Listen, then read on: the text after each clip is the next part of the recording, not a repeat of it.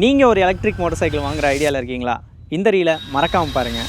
இன்றைக்கி நம்மக்கிட்ட அல்ட்ராவயலட்டோட புதுசாக லான்ச் ஆகிருக்க X47 தான் இருக்குது. இதோட பாசிட்டிவ்ஸ் நெகட்டிவ்ஸ் இந்த வீடியோவில் நான் உங்களுக்கு சொல்கிறேன். ஃபர்ஸ்ட் பாசிட்டிவ் வந்து பார்த்திங்கன்னா இதோட performance and range 0 to 60 0 to 100 இருக்கட்டும்.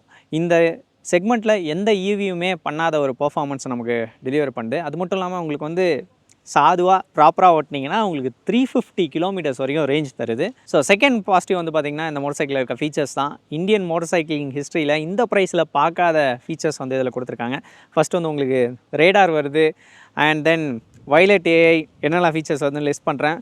மூணாவதாக வந்து பார்த்திங்கன்னா உங்களுக்கு dash game front and rear தொடர்ந்து ரெக்கார்டிங் இருக்குது. ஸோ நெகட்டிவ்ஸ்னு வந்து ஆரம்பிக்கும் போது வந்து பார்த்திங்கன்னா ஃபர்ஸ்ட் நெகட்டிவ் பெரிய நெகட்டிவ்னு வந்து பார்த்திங்கன்னா இந்த மோட்டர் சைக்கிளோட பிரேக்ஸ். ஹார்டாக பிரேக் அடிக்கும்போது ஒரு வாட்டியும் உங்களுக்கு வந்து பார்த்திங்கன்னா வண்டி வந்து இந்த இனிஷியல் ஏபிஎஸ் லஞ்சுக்குள்ளே போயிட்டு வெளியே வர மாதிரி இருக்குது. அதனால் பிரேக்கிங் மார்க்கர் நீங்கள் ஒரு இடத்துல செட் பண்ணிங்கன்னா அதை கொஞ்சம் தாண்டி தான் போகுது. அதை கண்டிப்பாக இவங்க ஒர்க் அவுட் பண்ணி ஆகணும்னு சொல்கிறேன். ஏன்னா இந்த வண்டியோட பெரிய நெகட்டிவ் அதுதான். பெருசாக சொல்ல முடியாது, பட்டு பலிஸ்டிக் மோடில் போட்டு வேக் பண்ணிங்கன்னா ரேஞ்ச் வந்து அதுக்கேற்ற மாதிரி இறங்கிட்டே வரும்.